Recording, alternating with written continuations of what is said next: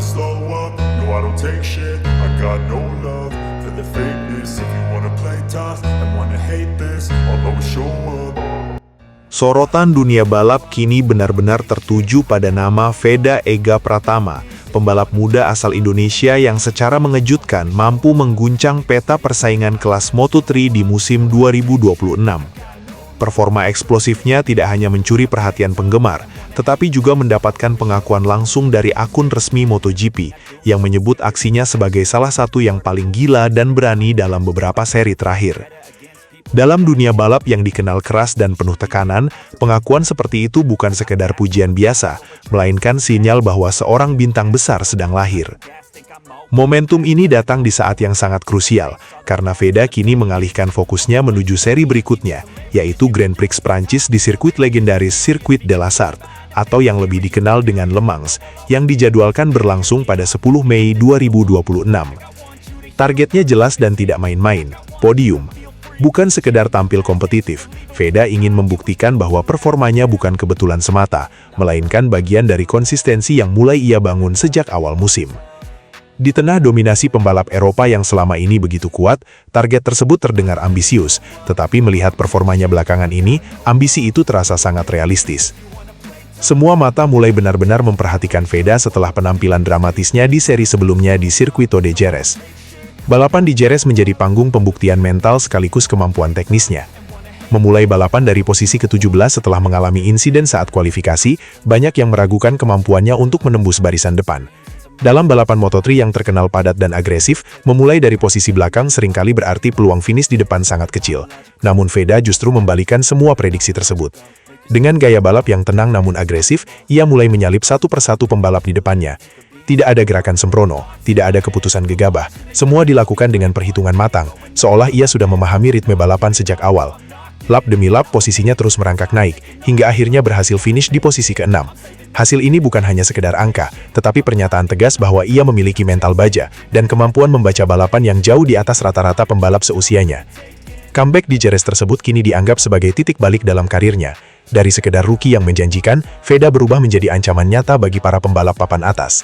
Banyak pengamat mulai menyebut bahwa performa seperti ini biasanya hanya dimiliki oleh calon juara dunia, bukan pembalap yang baru menjalani musim debutnya.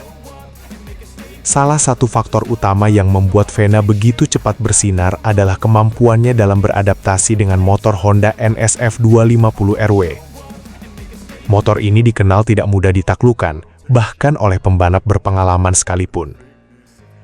Namun, Veda mampu memahami karakteristiknya dengan sangat cepat. Ia tahu bagaimana memaksimalkan akselerasi, menjaga stabilitas di tikungan, serta memanfaatkan setiap celah untuk menyalip lawan. Adaptasi cepat ini bahkan membuatnya unggul dari rekan setimnya sendiri, Zen Mitani, yang sejauh ini masih berjuang menemukan konsistensi.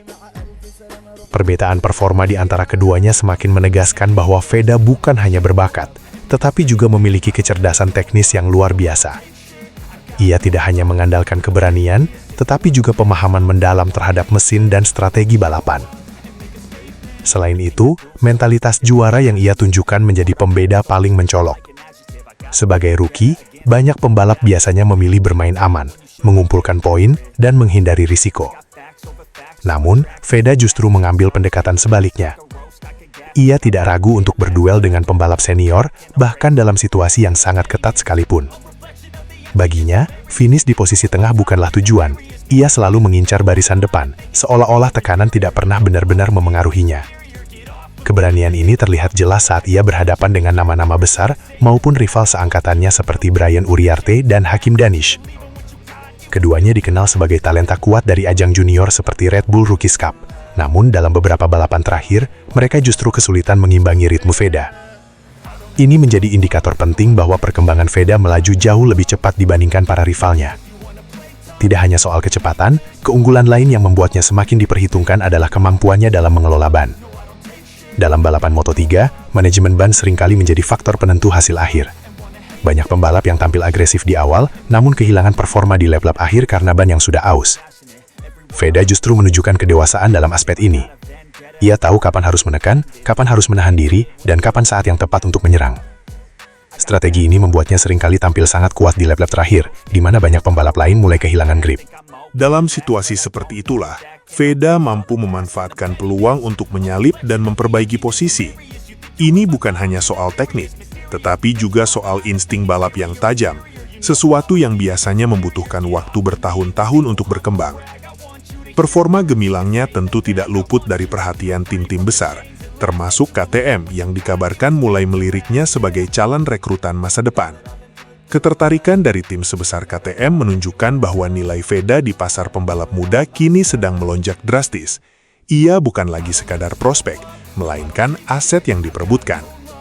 Namun di sisi lain, Veda merupakan bagian dari program pembinaan Honda yang dikenal sangat serius dalam menjaga talenta mudanya. Honda diprediksi tidak akan melepasnya dengan mudah, mengingat potensi besar yang ia miliki. Dalam konteks ini, Veda bisa disebut sebagai aset emas yang akan dijaga dan dikembangkan secara strategis untuk masa depan. Di luar lintasan, nilai Veda juga semakin meningkat berkat popularitasnya yang terus meroket.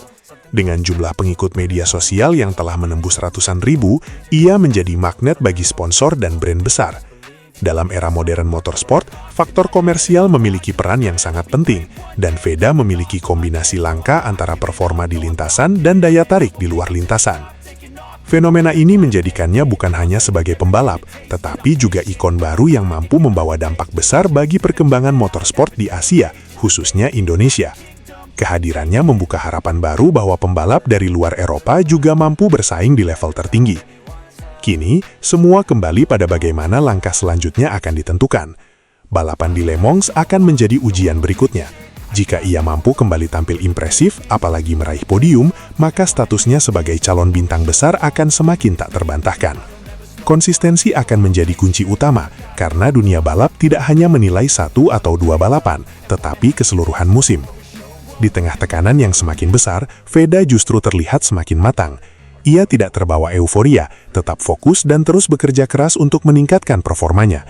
Sikap ini menunjukkan bahwa ia tidak hanya siap bersaing, tetapi juga siap untuk berkembang menjadi pembalap kelas dunia.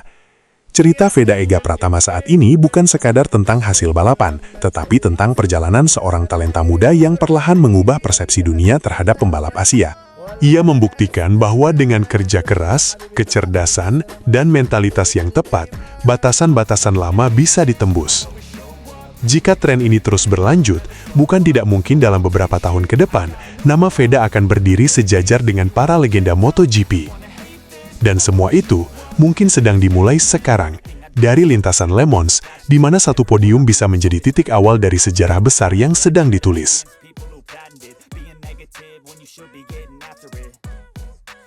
Facts over tracks, this and that, spitting slow, spitting fast, I could roast, I could gas, think I'm okay at last, but I don't know if that can